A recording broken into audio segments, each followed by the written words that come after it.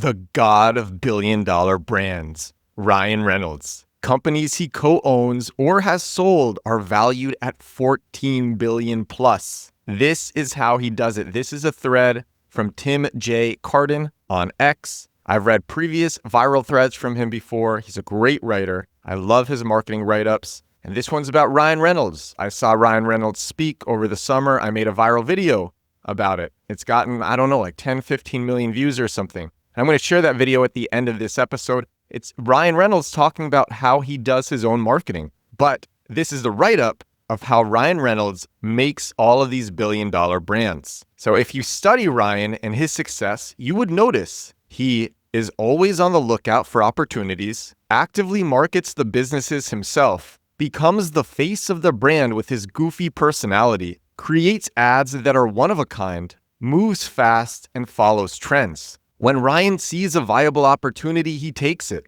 He tasted Aviation Gin one day, fell in love with it, and decided to buy a stake in the company. But he didn't stop there. He also became the face of Aviation Gin. While many celebrities just pump money and sit back, Ryan is in the driver's seat. He founded Maximum Effort, the marketing genius behind many effective campaigns, including for the Deadpool films. Since he's the owner, there is no red tape or lag. The result? Spectacular. This is how Maximum Effort describes itself. Maximum Effort makes movies, TV series, content, ads, and cocktails for the personal amusement of Hollywood star Ryan Reynolds. We occasionally release them to the general public, but that's how you do it. You got to make the content that you want to see. Ryan knows that as an actor, his strengths are in front of a camera, and he plays to his strengths. Who knows if he wrote the script himself, but boy, does he know how to pull it off. And here's some talking with Richard Branson. Hello, I'm Sir Richard Branson, and I'm founder of Virgin Voyages. And I'm Ryan Reynolds, owner of Aviation Gin, proud to be the premier gin brand aboard Virgin Voyages. Ryan, the last time we were together, I seem to remember giving you some advice on just being yourself. Yep. And how is that going? Not well, Sir Richard. You seem a little stressed, Ryan. Well, yes. I mean, like a lot of people, I've got a lot going on, you know. I'm a business owner, father of 2 girls. 3 girls. Holy is that who that is? Well, maybe you should try something like a Virgin Voyage. We've got restaurants from Michelin-starred chefs, we've got incredible entertainment, we've got a relaxing spa, and we have an exclusive beach club. I just can't even imagine treating myself to something that lovely. And no kids allowed. Right. Can you imagine? I'm actually not joking. No, you're just being mean. That's what you're doing. I promise, no kids.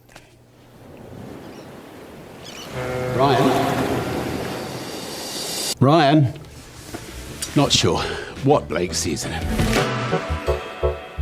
Does the no kids deal extend after the cruise? Ryan knows how to become the brand. Even when he's acting in an ad, he's acting as him, goofy Ryan Reynolds. A++ for entertainment. Ryan takes on typically boring spaces and injects his creativity. Standing over a bear trap, he expresses dryly, "At Mint Mobile, we don't hate you. Give the man a medal." Who thinks an ad featuring Satan falling in love is a good idea? Ryan Reynolds. Ryan understands the power of fast-vertising, or as one commenter on YouTube calls him, the human form of YouTube comments. After Peloton's disastrous "The Gift That Gives Back" ad, Ryan creatively reacted with an ad for Aviation Gin titled "The Gift That Doesn't Give Back." He took something that people were talking about and used it for his own brand. That's fast-vertising. Those who laugh are defenseless, and Ryan knows this. All of his ads are funny. He did a funny sketch announcing a merger between Aviation Gin and Sir Richard Branson's Virgin Atlantic,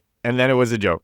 But he made people laugh, and he loves capitalizing on trends. He's part of a group of investors who shelled out $218 million for a 24% stake in the Alpine Formula Motor Racing team. If the rising valuation of F1 teams is anything to go by, he has a winner on his hands. Another hot trend Ryan is on, tech. He joined the star-studded lineup of 1Password investors. Then he pumped out creative and hilarious ads promoting 1Password. Quirky, weird, funny. He's also in football. When actor Rob Elheny wanted a football club, he enlisted Ryan. Together they bought Wrexham AFC for $2.5 million. The club won the National League title in April 2023. I don't know if I pronounced those names correctly, but that's what I got. We might not have a spare $2.5 million lying about, but we can learn from how Ryan diversified his stakes in different industries: food and beverage, tech, automobiles, sports, creative industries. What Ryan does is he hunts for opportunities, gets personally involved in the marketing and business, injects his personal brand,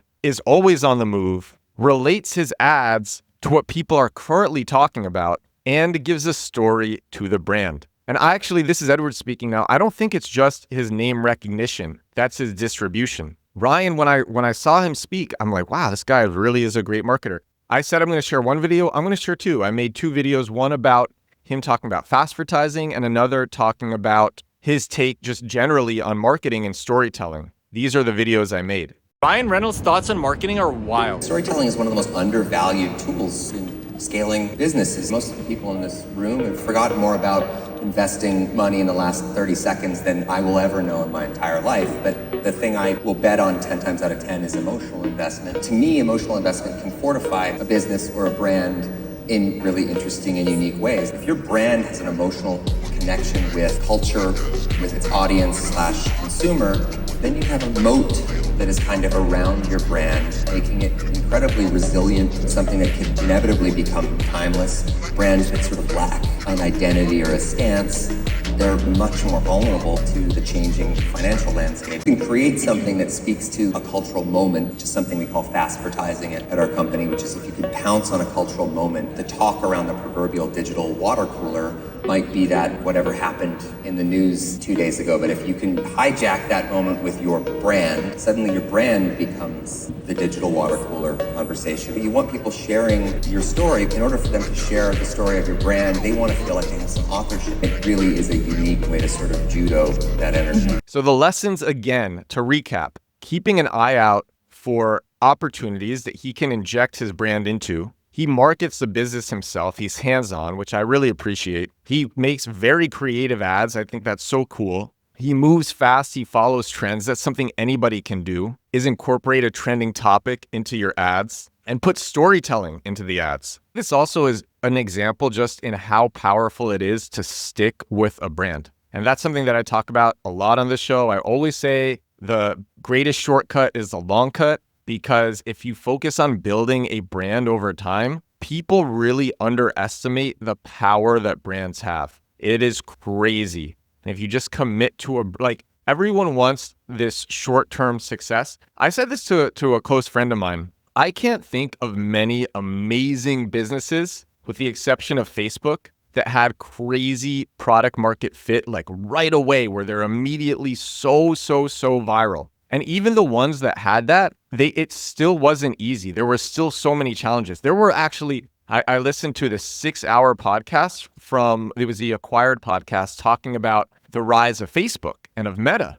And there were so many events that almost killed that company. I really think investing in a brand is just one of the best marketing things anybody can do. Investing in a brand, investing in knowledge. Paul Graham said it. Paul Graham of Y Combinator said, people don't realize that knowledge is one of these things that, just like a brand, the effects of it compound. The more you learn, the more you're able to learn, the better decisions you're able to make. Anyway, there's so much about this that I really appreciate. I've seen tremendous success myself incorporating trending events into the marketing that I do. I've talked about that so much on this show. So Ryan is killing it, and I hope we can all kill it too. It is December 24th. This episode 538 of my daily digital marketing podcast. It's Christmas Eve today, and I hope everybody has some happy holidays. I'm going to take off tomorrow. I'm just kidding. No, I'm not. I do this thing every day, 7 days a week. I will talk to all of you again tomorrow. Happy holidays, everyone. Bye now.